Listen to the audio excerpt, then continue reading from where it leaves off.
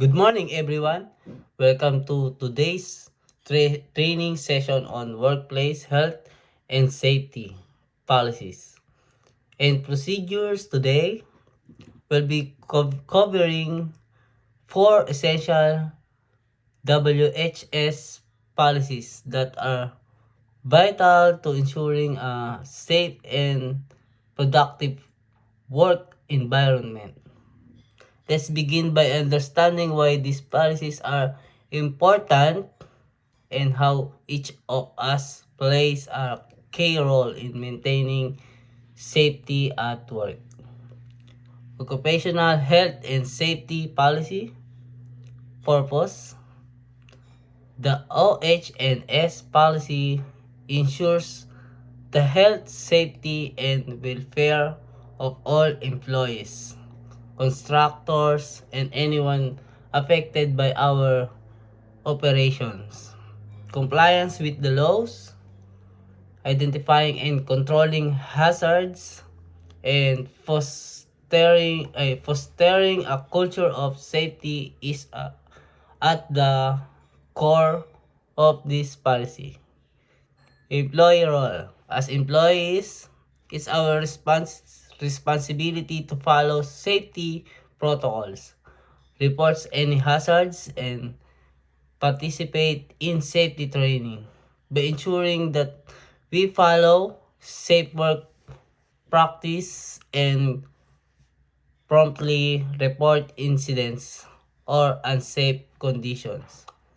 We can prevent accidents and ensure a safe workplace.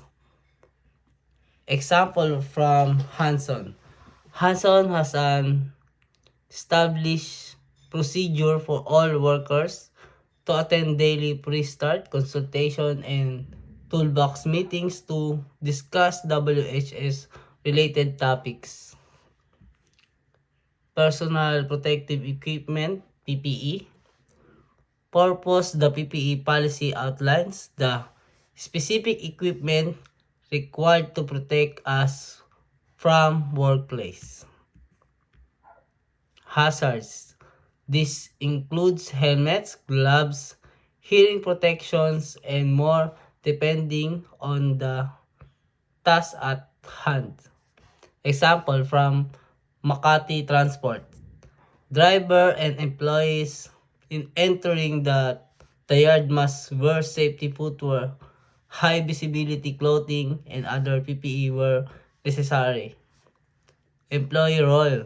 We must wear the correct PPE provided for each task. It's essential that we inspect our PPE regularly and report any defects or wear and tear. Our role is to ensure we're properly protected when performing tasks that pose potential risk to our health and safety. Incident reporting and investigations.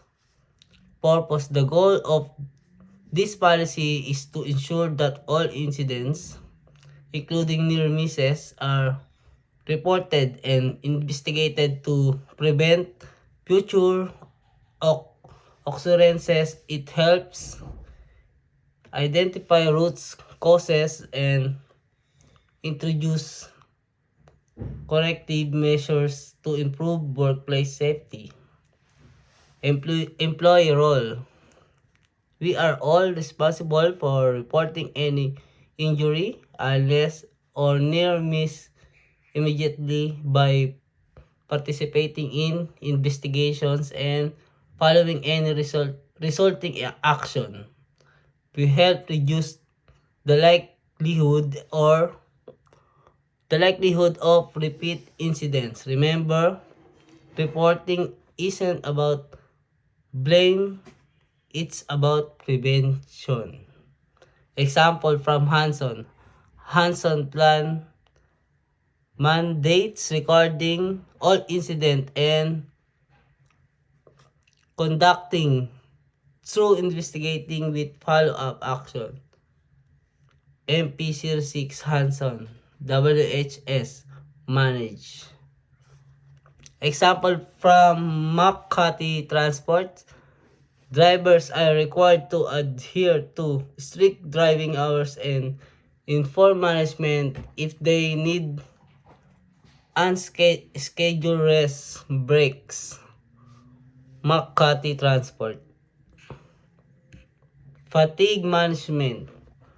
Purpose. This policy ensures that employees are fit to work for work by managing rest periods and break schedules to reduce the risk of accidents caused by fatigue. Employee role.